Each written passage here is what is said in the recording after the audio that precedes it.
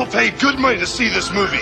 When they go out to a theater, they want cold sodas, hot popcorn, and no monsters in the projection booth. Everyone pretend podcasting isn't boring.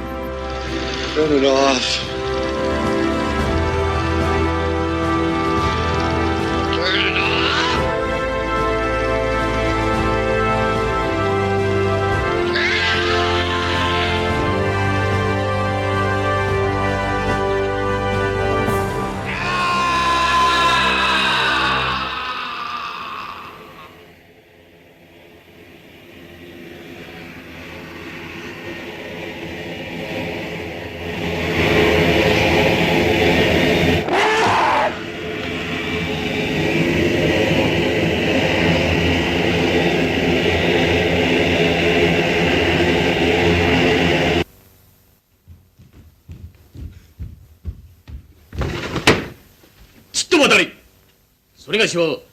今噂にあげつらわれさすば剣吾兵衛。剣吾兵衛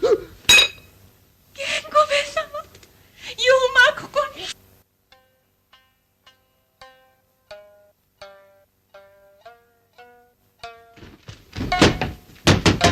開門！開門！大橋殿！人否人兵、この場に置いて。なります。大丈夫かがい姫の上でござります。大丈夫何も消し飛んだは止めたといたす。警察じゃありません。ここは来ないでください。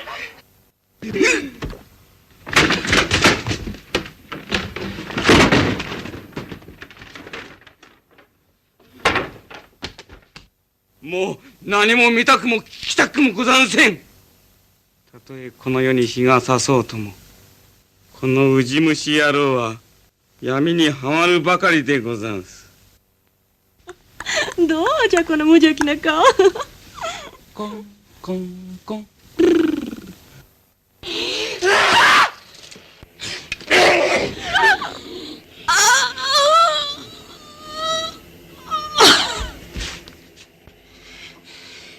身を偽り資産を大切。その入れ袋はこの階段だ。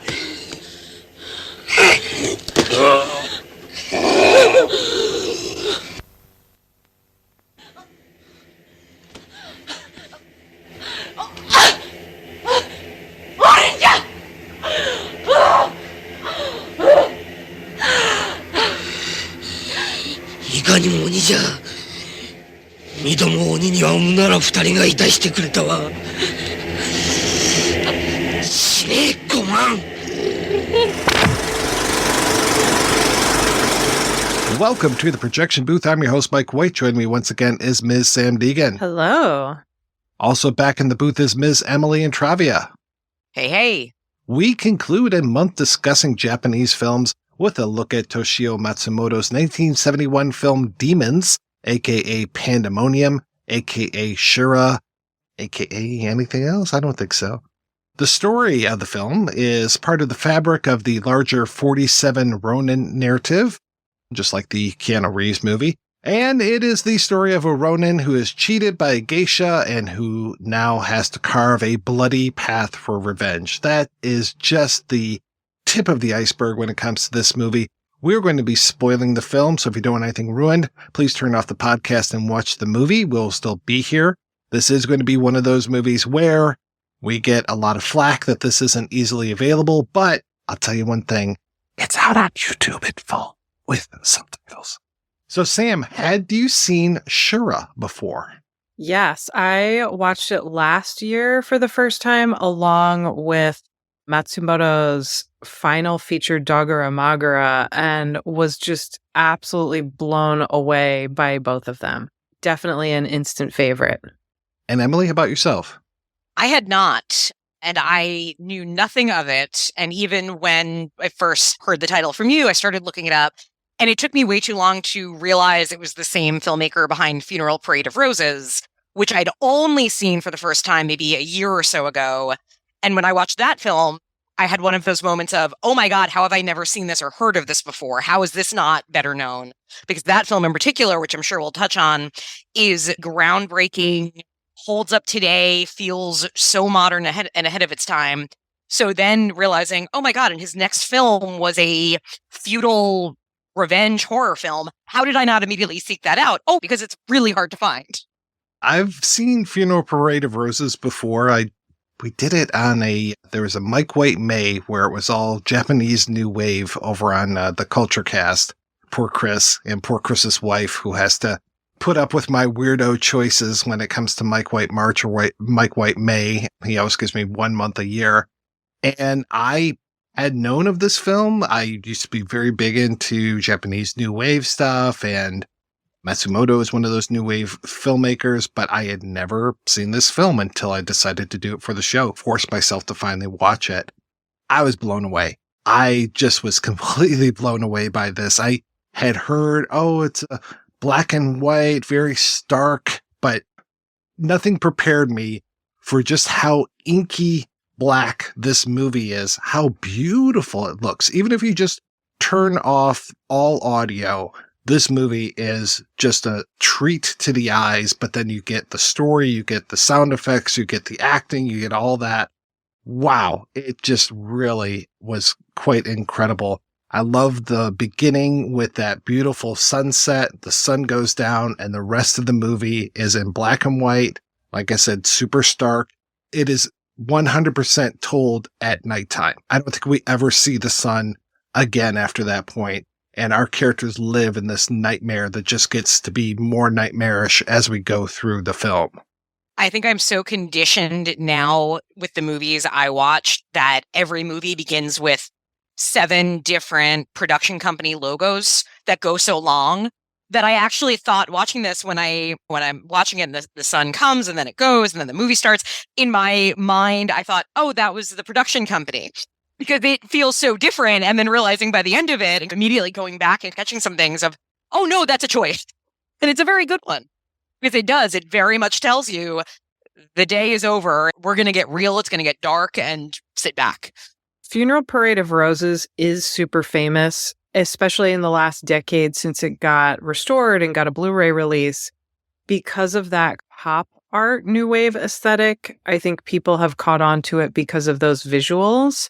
And I should say, before I forget to bring him up later, both of these films and that third film I mentioned, Dogura Magura, which is also similarly surreal and dreamlike, all of them were shot by Tatsuo Suzuki, who worked with Matsumoto a lot. He also worked with people like Terayama Shuji. He shot Pastoral to Die in the Country, the Second Lady Snowblood movie. He just, I think, is a really underrated talent in the later kind of end of the Japanese New Wave and into the 80s. But this is a film that I would probably kill a person to be able to see on 35 millimeter in a theater because it's just so beautiful, like outrageous. You would kill them and then we'd have to see you killing them 3 times at slightly different angles. And I would have to make a really incredible dramatic speech about how the world is a sea of blood, which I'm here to do. Emily, you brought it up in this whole thing of we are 2 minutes into the movie and you get our main character, Jin Gopi, and he does this thing where he's being pursued by these people, quote unquote, even though we don't see the people, we just see the lanterns at this point. It almost looks like he's being chased by ghosts at this point, and turns to look at them, and then he turns, and then he turns, and then he turns, and you just get this repeated action from all of these different angles. And it really tips us off to what we're going to be experiencing through the rest of this movie. And I think it was probably pretty radical for audiences in 1971. And I don't think that we had, now it's like in a comedy or sometimes even a drama film, you get these moments where you get to see a character do something and then it cuts and you see the character before the action happened. And then you see them do it again. And you're like, oh, that was all in their head. Oh, okay, I get this. That's what's going on in this movie, though you never know when it's going to happen. There's not really a tip-off for us. We don't get like a splash of color or a sound effect or anything like that. We just get him thinking about things, and then we'll have a hard cut, and then it'll go back a little ways, and then we'll go on. And sometimes that might happen a few times, but we don't know when that's going to happen. We don't know what is fantasy, what's reality. So they're putting us in this position where it's like, oh gosh, I hope this is a dream. There's one moment, especially we'll talk about, where I just go, God in heaven, I hope that was a dream and that we're going to reset. And when it doesn't, it makes it even worse that it actually happened, or at least happened in the world of this movie, which is very much set up like a play. This is based off of a play, feels very much like a play. And you even get intertitles throughout here that will tell you several hours later, at the same time, several weeks later, or the world is a sea of blood. My favorite. What I love about what it does, and it's, what you said, it makes you immediately not trust what you're seeing. You don't fully trust the characters. You don't know what's real at any given time. And then it lets you raise your hopes and lets you think, this didn't really happen. This couldn't have happened. This couldn't have happened. And it just builds, and because it's so erratic about when it's real and when it's not, when it's real, it takes you so much of a gasp after to realize, oh, that one did happen. Oh, and it's heavy and just puts you in such a negative, dark space, which I love. If there's anyone who is listening and is not really familiar with a lot of the film adaptations of kabuki plays, which, as Mike pointed out, this is based on this play called Kami Kakete Sango Taisetsu, and it really captures a lot of stylistically what makes kabuki so distinct. And so if you're watching this and you're thinking like, why is all the acting so over the top? It's because they're also intentionally taking from a kabuki acting style, and it's so effective at enhancing exactly what you're both talking about. Just this like feeling of absolute otherworldly despair that goes beyond, it's like noirish at times, but I think it goes beyond the more grounded Hollywood film noir into this just hell world, which is where the original title comes from. The Shura it's basically, I think you could infer that he's found his way into this Buddhist hell of perpetually repeating cycles of violence. You get a lot of Buddhist imagery and Buddha himself throughout here. I think there's at least 2 Buddha statues where you see close-ups, or they just hold on that for a while, so you're getting those kind of clues. The whole movie just gets more and more nightmarish, even as it starts with kind of a dream sequence that when Genkobe comes home, I guess he's coming home, and goes in, and there's just all of these dead bodies all over the floor, a severed hand. He goes to his main squeeze, Koman, and she has blood trickling out of her mouth, and he looks up and he sees himself hanging there. And it took me until the second time for me to realize. At first I was like, is that him? And then the second time I saw it, because that image comes back a few times, then I'm like, oh yeah, that's him. Is this his fate? Because as the movie plays on, we get to see that severed hand. We get to see her being murdered and stand in for her being murdered as well. So you get these images that are repeating, and is he fulfilling almost a prophecy? Or to your point, Sam, is he trapped there forever, just going through this cycle and having to watch his world fall apart every single time? Is this like him trying to make amends? Like the first time he breaks in to talk about Koman, is that what he wishes he was doing? Is that how it played out the first time? Is this just this never-ending hellscape that he's constantly going through? Is that where all these repetitions are coming from? I don't know what the answer is, but I sure do like the way that it's being presented. I mean, he's such a kind of sad, pathetic man. And even when he is fantasizing both the positive and the vengeful bloodiness, it feels like the fantasies of a very small man. And I think, and this is in part, I think there's a little bit of just kind of cultural difference in watching this today. It's hard to not watch it with a very 21st century modern sensibility of even the idea of inheriting these feuds and thinking of what Komen and Sanguro go through. And you're like, why don't you just raise your baby, be happy. Don't give you just got $100 or much more than that. Just go use this and raise your family. Who cares about avenging this thing? And that's a very obviously Western way of looking at this. But even I think outside of that context, he's pathetic.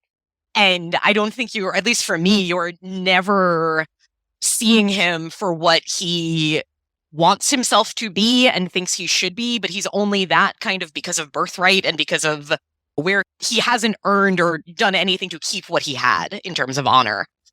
So it just makes everything, in a way, it's good because it gives you a distance where you never root for him, I don't think, even in terms of him making the right decision. It feels like he's never going to make the right decision.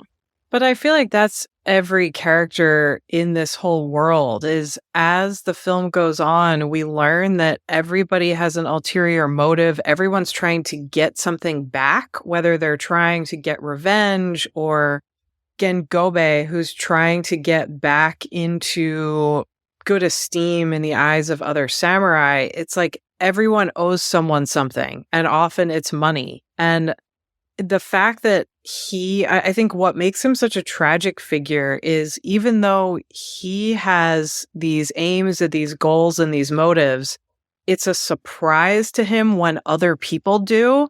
And it's like he has this totally unrealistic view of everyone around him. His absolute shock when he learns that Koman, his lover, is married to someone else and has her own motivations. It just like the fact that's enough to basically drive him insane. It's buddy, how do you not see the world around you? Everyone is in misery.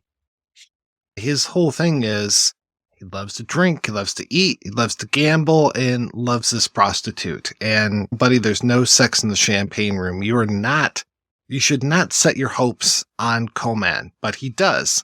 And his, I guess in the play version, it's his uncle. In the movie version, it feels more like his servant, Hachiyaman. He finally gets all of this money, 100 ryu, in order to reinstate our main character back into good graces and is able to take part in the whole revenge that is going on. Like I said, this is part of the whole 47 Ronin narrative, and the opening title calls him the 48th Ronin. He's the guy who doesn't make it. But because he's such a fuck up. You know, to your point, he is a total fuck up. And we should probably talk about the spoiler, the biggest twist of this movie, which is that he basically gets this 100 ryu taken from him. He pays off for Koman because she's about to get taken by another guy, and she's my main squeeze. He ends up paying for her, and then you realize, no, he actually just paid her debt, and that she's now going to go back with her husband. He gets really upset when finds out that it's her husband. She and him, Koman and the husband, Sangoro, they are doing all this stuff so they can get $100 or 100 ryu, to basically give to Sangoro's father. So he's back in Sangoro's father's good graces. And then Sangoro's father wants that 100 ryu to give to his master or to the guy who's supposed to become part of the 47 Ronin or the 48th Ronin, who is our main character. So we just went in a huge fucking circle here. And he basically is getting the money back that he was out of, that humiliated him. And of course, I think it was more that he was having sex with another guy's wife, which really humiliated him. But this whole thing, he set this in motion, and then he's on that wheel again, just running, and has no idea what the hell to do with anything. Yeah, it's just so wild the way that this plays out and plays with your expectations. And I do think Funeral Parade of Roses does that, where it messes with your sense of the temporal narrative flow, and is this actually happening? Is it not? And Dogura Magura, which is set at an asylum and deals with these characters who are experiencing sort of generational madness in a more psychiatric way than this film. It's like he's just so great at telling a story that draws you in, but leaving you confused a lot of the time in the same way that the characters are confused. It's masterful. The other thing, too, that it shares with Funeral Parade of Roses is the theatrical, classical, dramatic irony structure of Funeral Parade is Oedipus. And this one, again, it's based directly on Japanese. What is the term for it again? It's Kami Kakete Sango Taisetsu is what it's called. It's a mouthful. I'm going to let you say that and not me. Yes, that one. Exactly. Had it tip of my tongue. It's that same, a little bit, that dramatic irony. To me, it plays off very Edwardian and Shakespearean, but that's just because those are closer to my references. But it is that complete identity, hidden identity for no good reason other than it leading to things that then makes everybody's decisions that much worse and aimed at the wrong people when like all of this could have been solved if we just talked to each other. But that's the beauty of that kind of theater. That is every Greek play.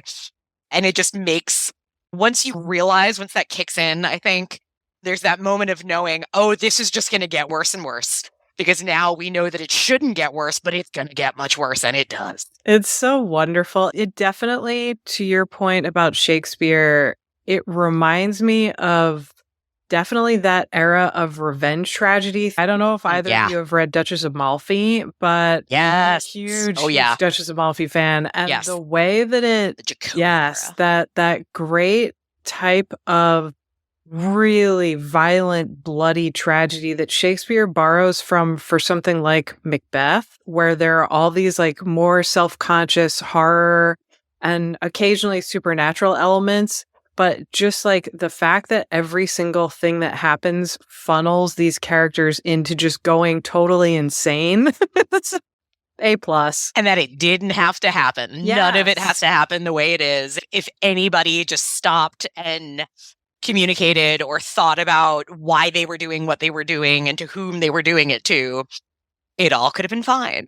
But just, and even when the realizations come, and it's towards the very end when Gingobi figures things out, and just the utter lack of reaction that he shows, because it just feels like there is nothing left inside of him. Even this revelation that it didn't have to be this way, it's just, he's gone so far that he can't even feel bad about how far he went. It's gone. He is gone as a person. I know my point of reference is a little bit more pedestrian, but I was definitely thinking of Hamlet, especially when it comes to the play within the play, and the whole play's the thing to capture the imagination of the king. When he gets the 100 ryu, and then Sangoro shows up, and Sangoro's basically the devil on his shoulder, while Hachiyoman's the angel on his shoulder, and Sangoro's, hey man, I got this note for you. Komen's going to be sold to this guy. We really need to go there. And the price is exactly 100 ryu. And I'm like, oh boy. And when he gets there, he sees it is 5 people all sitting there around Koman, and they are totally perfectly facing him looking. It is a play being put on for him, to the point where I'm like, how long before he showed up did they start talking? Because everything that's there is them belittling him, talking about how he doesn't have 2 cents to rub together, or just all of these things. Oh boy. There was some good stage management going on there in terms of giving those cues when they had to go. And then the actual mise en scène, having that great screen behind them with the waves on it, and then we get that great pan across them later on when you have Sangoro, she's my wife, or I'm her husband, just over and over again as he's starting to have a breakdown and recalling that. Because some of the flashes that we get are memories. Some of them are wishful feelings. And even though you say that we shouldn't be rooting for our main character, I was rooting for him quite a few times, especially with the poison sake. I was really up for that. Oh, I definitely root for him. Oh, I was Team Komen. I was Team Komen and Sangoro. They seemed in love. When the baby came out, when you saw what a good dad Sangoro was going to be, like he was playing with the baby, there was a moment of, oh, they actually do love each other. And they swindled a man, but he didn't do anything not to deserve it. There was nothing more honorable about him to me than about them. So I was rooting for them. I wanted them to make it work, but I quickly knew they would not. No, I think that is an important point to bring up, that you can watch.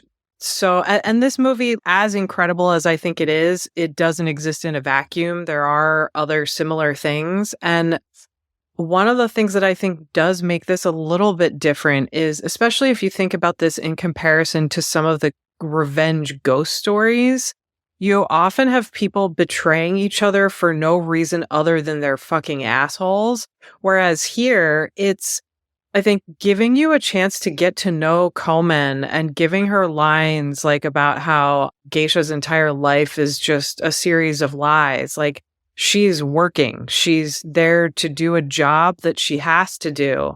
And so I think it's important that the film does make you sympathetic towards her and her husband while not painting them as heroic. And it just makes the violence that follows even more unhinged, because it's, you don't want anyone in this situation to be totally miserable, and yet they all are. Yeah, they're all imperfect. There is nobody comes out of this movie saying, at least that guy, because even, I guess, the closest you come is a Hachiman, but he's just as, his kind of main motivation is simply, I understand that honor is the important thing, so you have to go do this, and who cares about this crazed vixen, which is at least the translation we get of what he calls her. And again, it's to an audience today, I think, to a certain sensibility, you watch that and say, no, this woman could use, he's in love. Like, why does he have to pick this over that? But ultimately, everybody is, with the exception of where things go, everybody kind of starts on they're all right. Nobody's good. Nobody's terrible. They do bad things, but not terrible things. But it just takes that, a bad thing done to a weak man with a lot of power turns into absolute horror.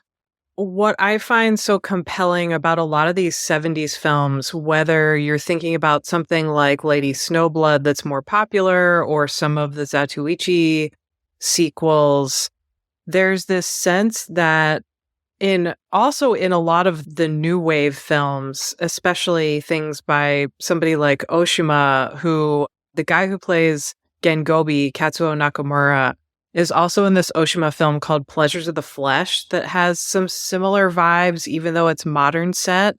And it seems like all of these films have this message that people aren't inherently bad, but they live in this world, in this society that turns them into bad people by not giving them better options.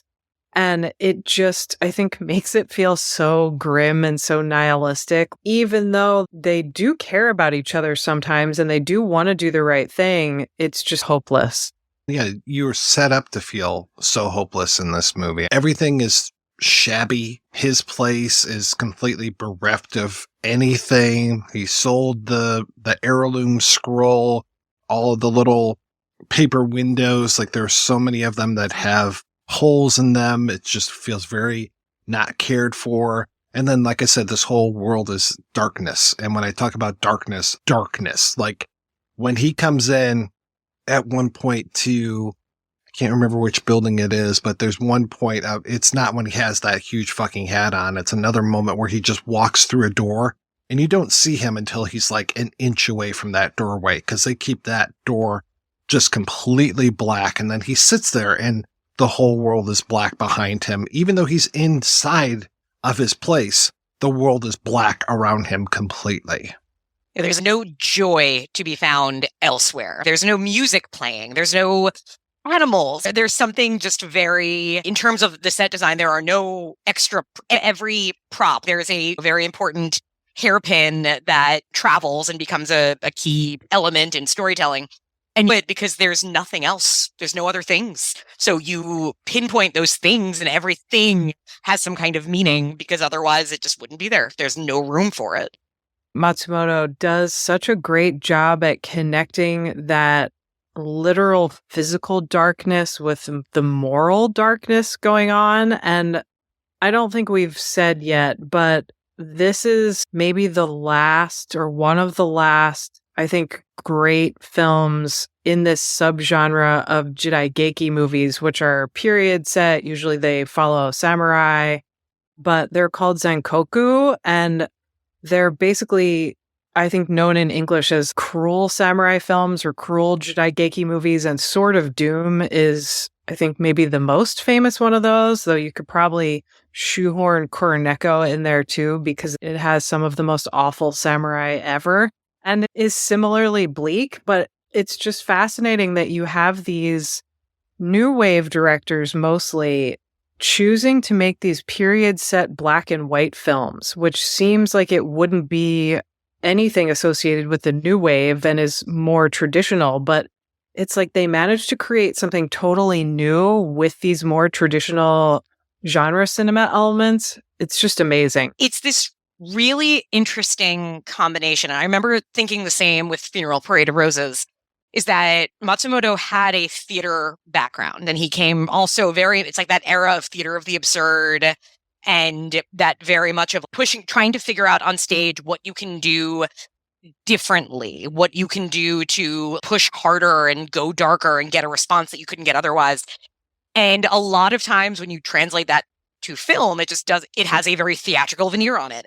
And I think what's really interesting about this is that it feels theatrical on some level as far as the actual storytelling. I think what we're saying about it being very dramatic irony and faded from the beginning.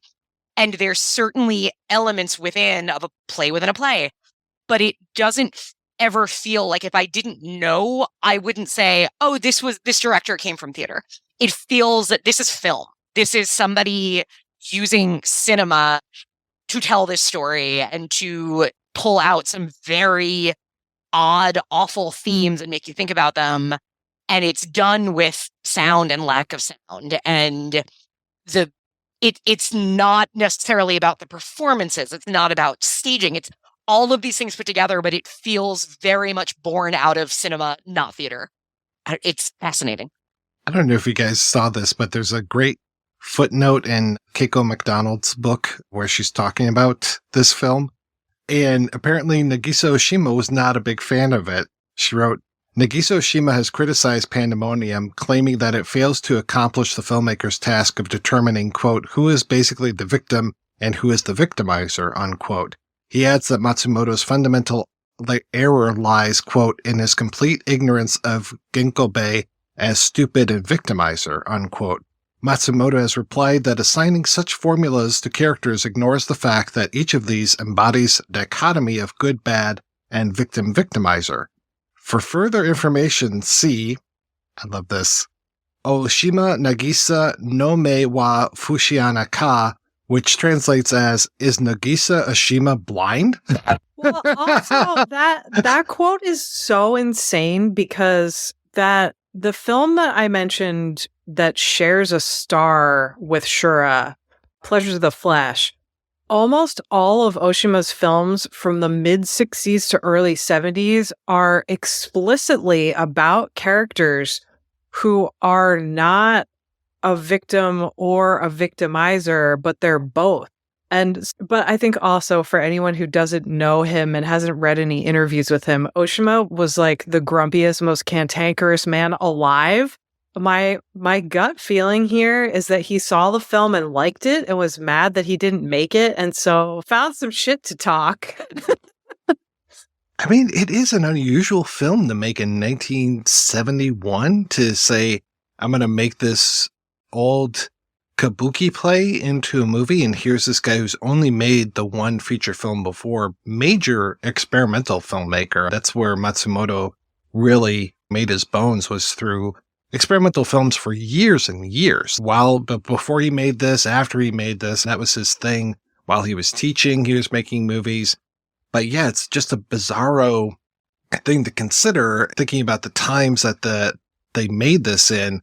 But then I'm thinking to myself, no, this is pretty spot on as far as, like you're saying, the victim and victimizer and who's to blame and this whole thing of chasing money, because money is at the heart of this whole thing. And you just keep going round and around with this. And yet it means nothing, which is one of my favorite little tricks in any story where it is about some kind of needing them, doing something terrible for money. And then it ultimately, what happens to it? Who knows?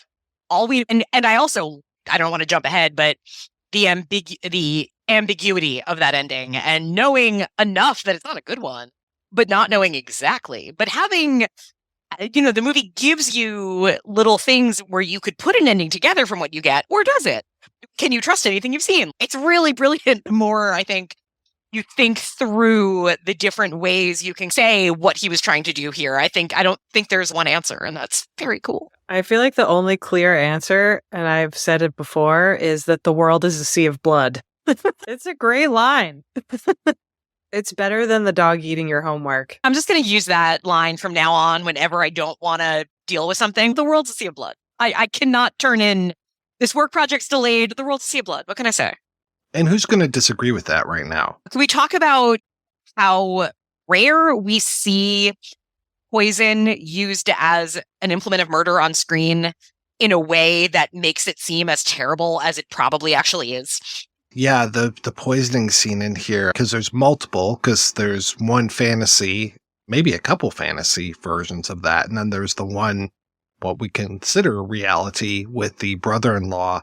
As I was watching it, I was just like, this is probably what real poisoning is like, as he just struggles, and nobody has a quick death scene in this movie. This is not, the Sanjuro or, even the Lone Wolf and Cub movies where you just right through somebody and then they're dead. They struggle. He was not sharpening his sword. He was letting that get dull. Also, the poison, to me, feels like a nod to some of the more traditional horror movies, because in the 50s, I would say starting in the 50s, but definitely kicking off more in the 60s, you get this wave of really grim ghost stories where it's often somebody is killed, usually a woman, by poison, and the sequences are really grotesque. Usually it involves the woman drinks some poison or it's thrown on her and she has this horrible death, and she's also disfigured in the process so that when she comes back as a ghost, she's extra terrifying. And the way that it's just drawn out, I feel like he lets you know how angry and hateful these people are. And the lack of music.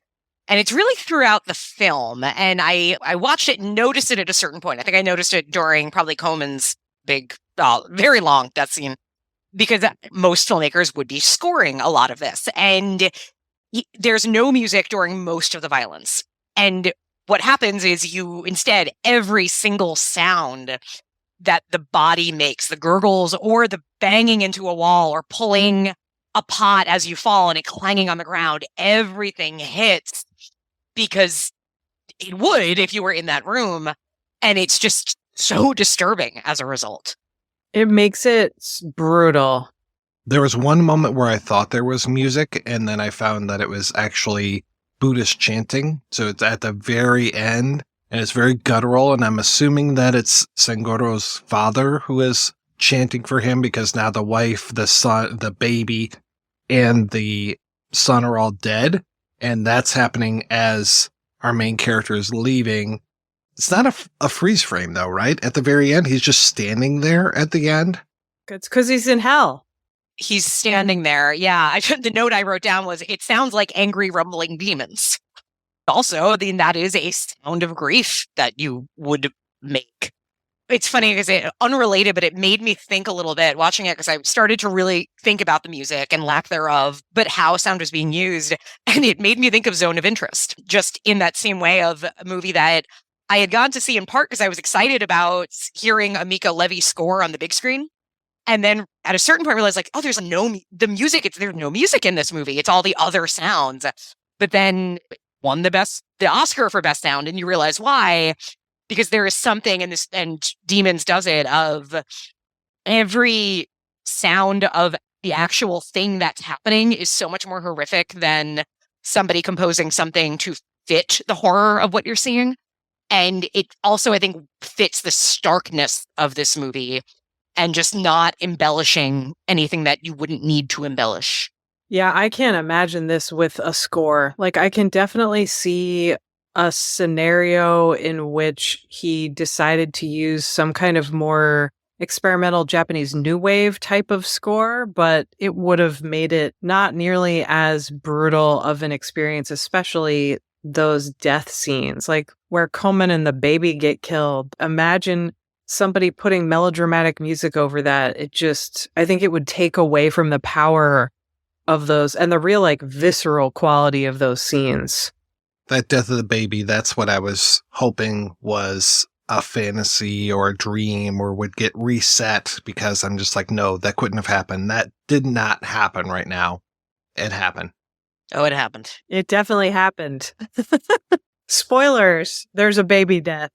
Yes, be prepared, everybody. I was watching a video essay on YouTube where the guy was trying to break this movie apart. During that, they actually blurred the screen, the entire screen. I was like, yeah, that's the way to do it, because it's too horrific. It is just so awful. And the way it happens that he forces Komen to literally have a hand in it. And there's no need to do that. She is dying. He's about to kill her. She wants to die anyway. There is just what a absolute act of cruelty to put her hand on the sword in a way that lets that be the last thing she does before she does. That, more than anything else, is what makes me think of Jacobean revenge tragedy, like Titus Andronicus, Duchess of Malfi. Yep. 'Tis pity she's a whore. Yeah. Just that sort of very John Webster, like how much nastier can we make it? How dark can we go here? Yeah. Can we do cannibalism? No room for cannibalism. All right. We'll just kill a baby instead. And really good severed head effect. And we haven't even talked about the severed head. One of my favorite things in any movie is when a severed head becomes a key part of the story. Oof. Looking severed head. Yeah. Yep. And so well shot. It's like that scene it's like unexpected how beautifully shot it is. I think especially if you grow up watching American and Western horror movies where the emphasis is more on gore, especially if you are watching things post Night of the Living Dead. And as great as the gore effects look, you can, especially in newer restorations and watching it 4K, it's like you can tell that it's a prop. But the way they did that scene, it's so understated, which, going back exactly to what you said about the lack of a score, it makes it worse because it just lingers for so long and it's perfection. It feels like some of that is the actress with her head sticking through the floor. It is. Yeah, I think whenever it's an actual shot of her face, it must be. Which always looks great when she keeps her face very still, so she still has that a little bit of vitality to the face. And then when they actually have the head that he can hold, that still also looks great. And it's such a tricky thing because it's like a very specific rule, I think, of both movies and theater is if you're going to have a beheading, you either have the greatest perfectly made head cast that you can get, or you don't show it. Because if you show it and it doesn't look good, it is funny. The effect is funny and dumb. Yeah, and it takes away from the horror. Completely. It's because severed heads are funny on their own. And this one, there's a little bit of, I think you could watch this with a very dark sense of humor and find it very darkly funny in a way that isn't offensive to the movie. I think you can just watch it as this ridiculously waste of a man who causes all of this. And because it is so grandiose in what happens, it is almost funny. I think you can laugh at things in this in a dark way, in a way that I don't think is offensive to the movie. And certainly with the head, certainly when at the very end, when Sangoro is dying and his dad just runs and brings the head to him, because that seems like the kind of thing you do in that situation. It's very funny. It's horrific. It's sad. It's terrible. But it also is because the head rolls at one point, and it rolls in a way that is, you almost want to make a little laugh at it, and then you feel terrible when you do. And that, I think, is what he's trying to get you in terms of what that's supposed to evoke. And I think there's a lot of that comes from Kabuki too, just like how intentionally fever pitch over the top it is, so that you're always experiencing something extreme, even if the extremes wander from horror to satire to eroticism sometimes. It's just always ratcheted up. before I knew just how dark this movie was going to get, when he has that repeated thing where he's trying to buy Koman, and the first time you see it, when he's looking through and he sees the 5 people that are making fun of him, and then Koman there in the foreground, and he like leaves there and marches over, and he's got Sangoro behind him, and he throws open the door, and he's just, I'm Jin Kobe, blah, blah, blah, I'm here for my woman kind of thing, and throws down the money and is total badass. And then his manservant or whoever, Hachiyoman, comes in and is just like, hey, sir, what are you doing? We're supposed to have that money for your vengeance. And then boom, cut back to him looking through that hole. And that second time, which I think is the reality time, it's Sangoro grabbing him by the hand and basically pulling him over, and he's the one that opens the door and marches in. And then Ginkobe is very reticent to walk through that door. I guess I can give you the money, like going back and forth, and it really takes her threatening to stab herself, and that happens, I believe, a few times. She takes the little sword, then she takes the hairpin, and we're like resetting each time until she doesn't kill herself, and then he carries on with the thing. So I guess I'll give you the 100 Ryo now. Yeah, the amount of work it takes to get him to be the version of himself he thinks he is. And he never is. And even the reveal, I thought it was a really interesting way of doing it, because I think I couldn't quite figure out, and part of this is because you're seeing things from Gingobi's point of view, of the cruelty or not cruelty, of they're not mocking him. The rest of the group is, or are they? Is that what he's seeing in order to make it easier for him to kill everybody? That it felt like Komen just felt pretty bad, because she must have, and again, who knows how long this was all going on for, but she was very aware that he was intoxicated by her, and her kind of thinking like, yeah, it sucks that I had to do that, but I don't regret it. And this is what we had to do. But yeah, they're not mocking him. It's just a sad sack. And it's, I think that's also why, to me, I did feel for them, because they also, then they could joke about things, but they weren't always mocking him. There's a great little, I thought it was like a very charming moment when they're together and they think they're safe, and he's been drinking, so he's a little drunk. And they start saying, oh, what if Gingobi came inside? And he's, oh, I'd fight him. She's, would you really? No, I'd run and hide. And it's very cute. Like, they feel like a real couple at that point. And I know that there is this breaking through. There's a little bit of humanity before it is very brutally destroyed. I don't think it would be as horrifying if we didn't see their humanity and we weren't given justifications for why they're doing that. And it's funny to think about it in comparison to something like some of those later Zatoichi sequels, where he's often righting wrongs and rescuing people from people who are just really awful and cruel and selfish, which I think, even though he's horrified in every movie, he's horrified by the violence that he has to carry out. It always feels justified, even if you can see it destroying him. But here, it's like, these people are really just trying to survive, and it's not her fault that she has a geisha contract, and in order to get out of it, has to pay a debt. And yes, they could have been more upfront with him, but I guess to me, the real crux is, if she's going to take advantage of someone, couldn't it be some sort of wealthy lord for whom that 100 Ryo doesn't mean his whole reputation? Does she even have that contract? Because they take that 100 Ryu and give it to his father. I don't think she even had one. But I also don't think she had the status and ability to find that millionaire who would want her.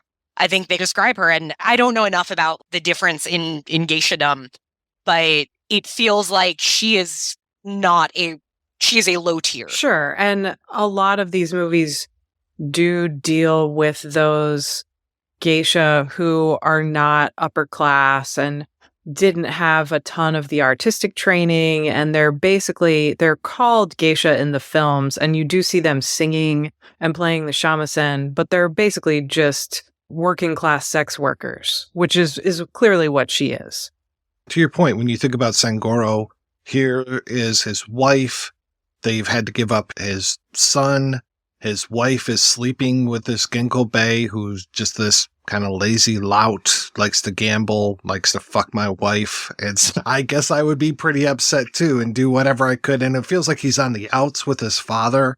And then when his father's, oh, great, I'll have this money. Now I'll give it to this other guy. And it's, what are you doing giving away my money? But it's, no, this is a good cause. He's going to go fight this other guy. So I got to support this. All right, Dad. At least we're friends now. And now we're back where we should be. It's me and my wife and my son. So yeah, I can really see now as we're talking about this, like his point of view. It's not like he knew she was married. He thought they were brother and sister. And so it's just, like I was saying at the beginning of the episode, it's just like layers of all kind of relatively innocuous deceptions where people have these justified motivations for doing what they're trying to do. They just all clash horribly against each other at once because Emily said no one will talk to each other and be honest. I would wager that Gengobi never actually said to Komen, just tell me about your family life. That he actually didn't know anything about her, that he has cast her in the role of, this poor woman who I have to save and I am her hero and she will love me. And he could have looked at it, he probably could have figured out that she had a baby 3 months earlier if he ever took a minute to think about it. So there's that too, that very, to me, just him in particular, just this very selfish creature he was a samurai and he has a duty, and the fact that farmers and poor people in town scrounged up whatever they could to fund his 100 ryu to go back into the samurai for this guy, and to him, it's, yeah, of course for me, because of who I am. So I'm telling you, the more we're talking, the more Team Komen I am. I am anti-Team Gengobi. Not to keep defending Genkobi, but I do think a lot of the new wave films from this period, and even some of the more exploitation samurai films from the early 70s, really have a lot to say about class issues in Japan. And it's not just like he's unusually selfish. I think he is a fuck up and he is lazy, but this idea that the entire town would support him getting back in with this group of samurai, it makes the whole town look good and it benefits them. So I do think you also have to consider some of those larger class and cultural issues. They are doing something really nice for him and he is clearly moved by it, but he can't stop thinking with his dick, basically. It makes him even worse when you think about it. And I have to say, Katsuo Nakamura, his performance, everybody's performance in this is great.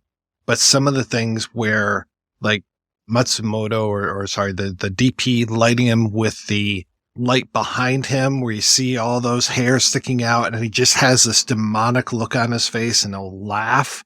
Oh my God, he just sends chills through you. Or when he's being haunted, when he's leaving the town and he is thinking about Hachiman, who gave up his life for Genkobi, and he pictures, and I don't think he's seeing this in real life, I think it's in his head, where Hachiman is basically crucified and stabbed in the side like fucking Christ. I'm like, okay. And then he runs into a graveyard and starts to see the ghosts of all the people that he has murdered, all calling out his name.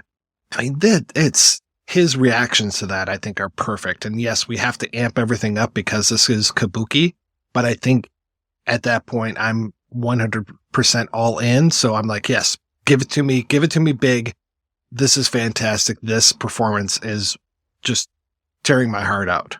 Yeah, I don't know why he didn't have a bigger career. He did have an extremely prolific career that started, I think, when he was a child in the 50s. And it just boggles my mind why he was just this like supporting character actor most of the time and he wasn't a star. He's in Kwaidan. He stars in one of those segments. He's in that Pleasures of the Flesh movie I mentioned, and he's amazing there too.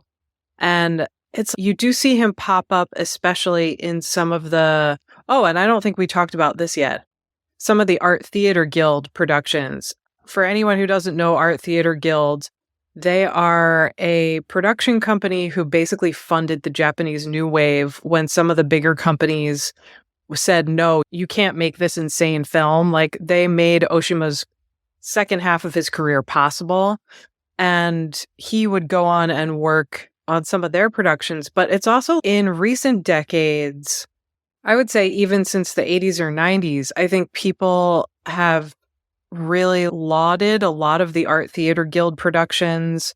And so why not this one? It's like, how did this one get lost in the mix? It's very strange that this is so unknown. And I have a pretty thorough knowledge of horror titles or anything adjacent, and that I had never heard of this or known anything about it. This has never shown up on a list of little-known Japanese revenge films or anything to that effect. And I guess part of it is just that it doesn't have a release or hasn't had one for a very long time. But it is very odd because there is so much here, and I didn't specifically clock anything that I could say, oh, clearly this filmmaker saw this movie and used some shots. But that's another whole thing. I'm sure there are, because this feels so confident and specific in what it's doing that if I had seen this as a young person who was going to make movies growing up, I would one day want to just take a lot from it. Those headshots. I want to say that when this was released in Japan, that it was released on DVD initially, obviously, with subtitles, and that I had that version for a long time. I don't know about the Blu-ray version. I don't think that it does have subtitles. So I've seen the Blu-ray version with English subtitles, but I want to say that they might not be official subtitles. They might be fan subs, but it's the sort of thing that you should see on as big a screen as possible. Or as dark a room as possible. Don't get one of those TVs where the black is like gray. Like, that will just ruin this movie for you. Well, even to think that the lighting on her arm when she's getting her tattoo completed, and you can just see like almost every pore, every hair on her arm. It is just lovely what they're doing with this. Especially what happens to that arm later in the movie. Yeah, no limbs are safe. No limbs, no babies. Nothing is safe in this film. We get the ending. We get Sangoro stabbing himself.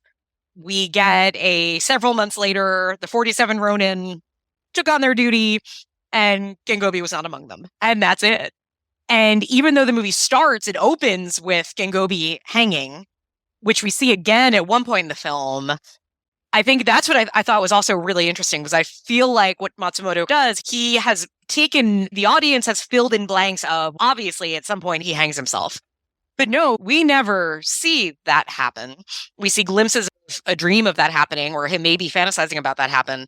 But the movie ends, we don't know if he is wandering in madness, if he has taken his life, if he is just begging somewhere. We have no idea, but we can deduce it's not a good time, whatever it might be.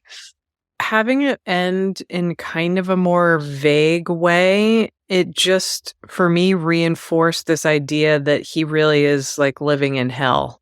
And I don't think that he gives that map, because apparently that map is a big deal that she finds. And I guess that was another difference between the play and the movie, is that there's this whole thing with the guy who finds the map and brings the map to them, and they just eliminated that altogether and just said, hey, look, a map. It's okay, great. I don't think we needed all that stuff.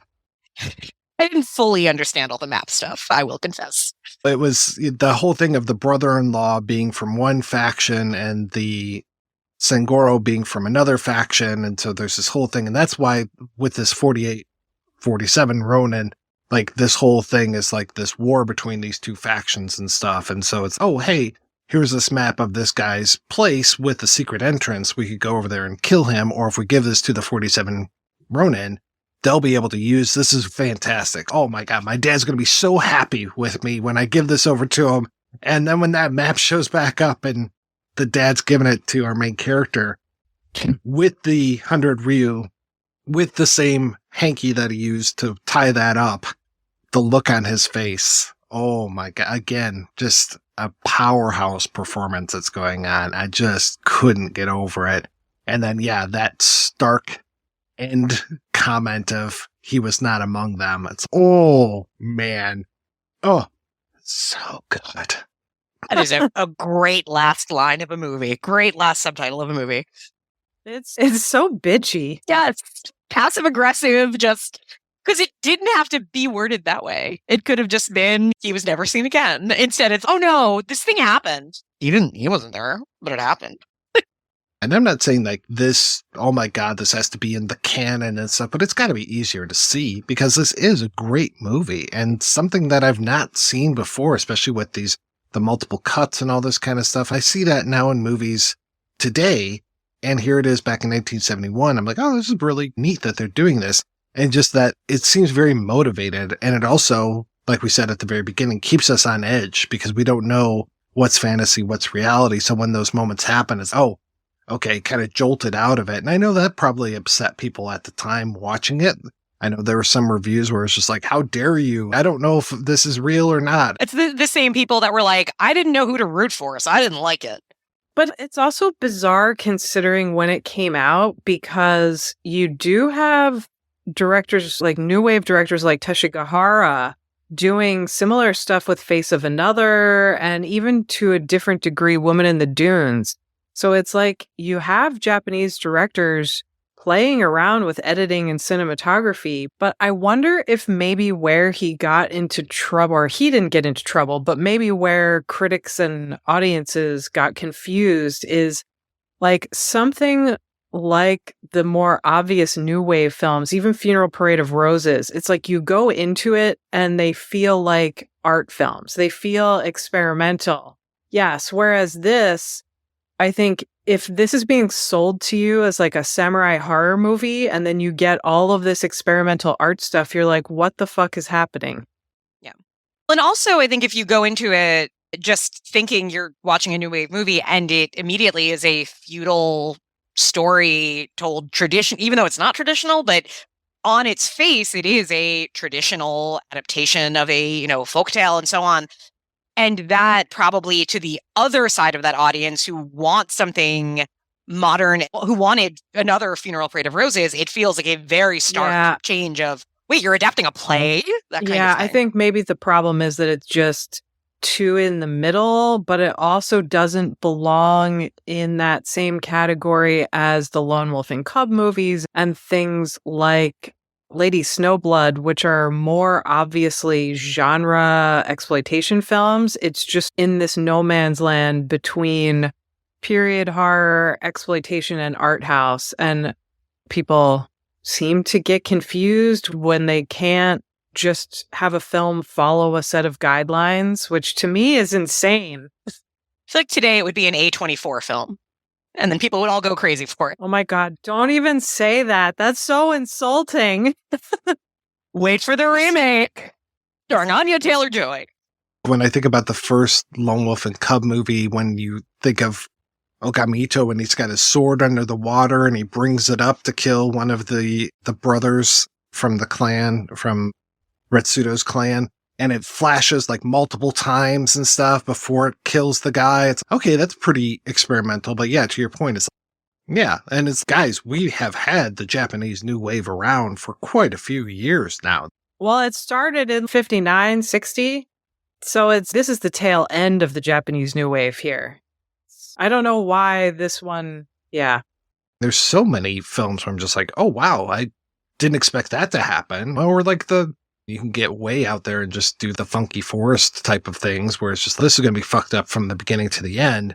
But this has just those little moments of fuck-uppery where you're like, oh, that was surprising. But it keeps you on your toes. And I really liked it. Yeah. It demands a different kind of energy. It's not fun. There's nothing cool about this movie in that regard. There's nothing, no shots at cold. Even the violence is messy and clumsy and not done in a way that either like it upsets you, it doesn't scare you.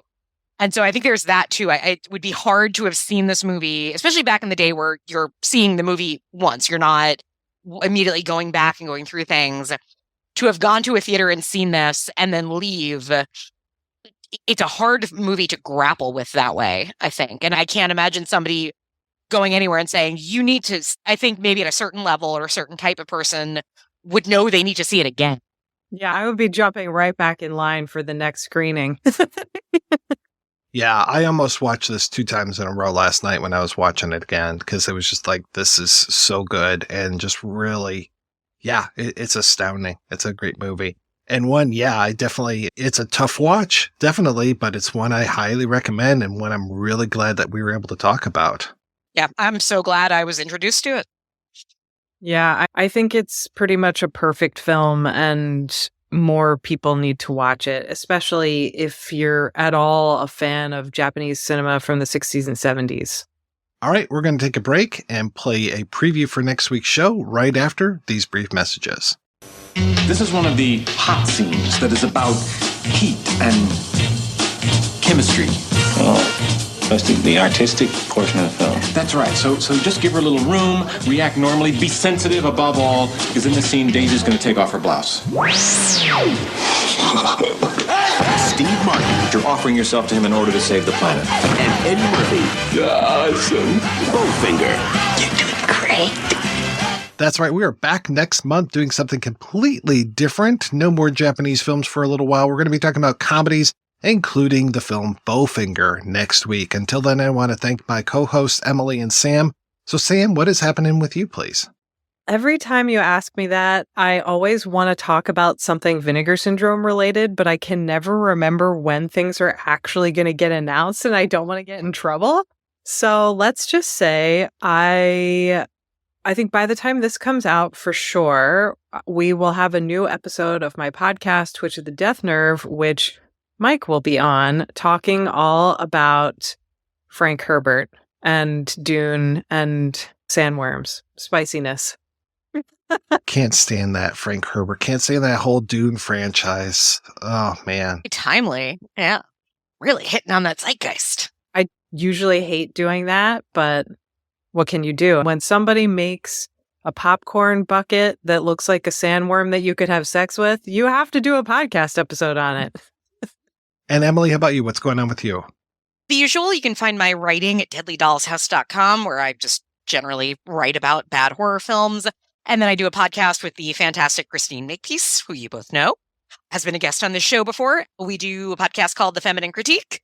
We have been on a little bit of a break just because of life stuff, but there are plenty of back episodes. One of our last episodes we were doing the Criterion Channel, so we did Testament and The Day the Earth Caught Fire, which were two very different end-of-the-world films that I thought was a very fun discussion in a very dark way. It was very unsettling. Fun for the whole family.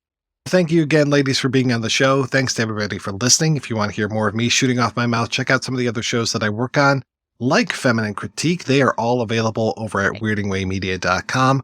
Thanks especially to our Patreon community. If you want to join the community, visit patreon.com/projection booth. Every donation we get helps the projection booth take over the world.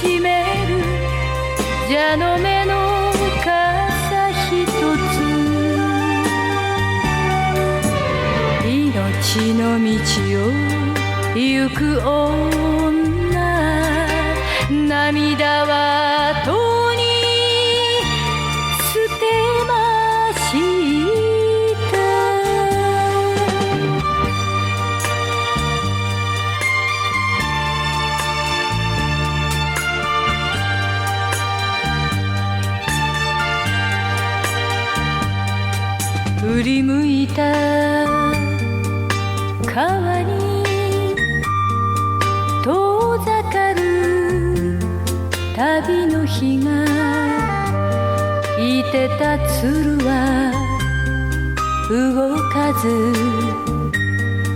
泣いた雨と風冷えた水面にほつれ髪映し涙さえ見せない蛇の目の傘ひとつ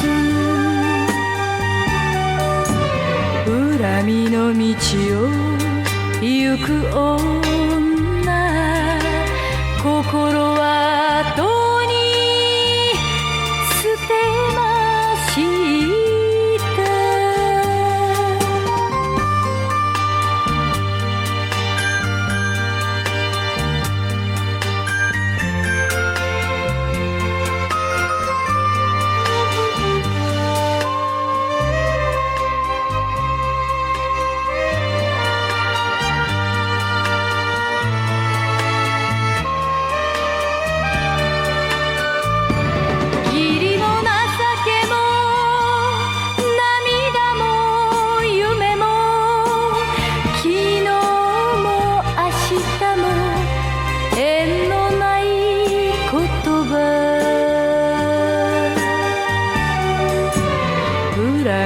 川に身を委ね女は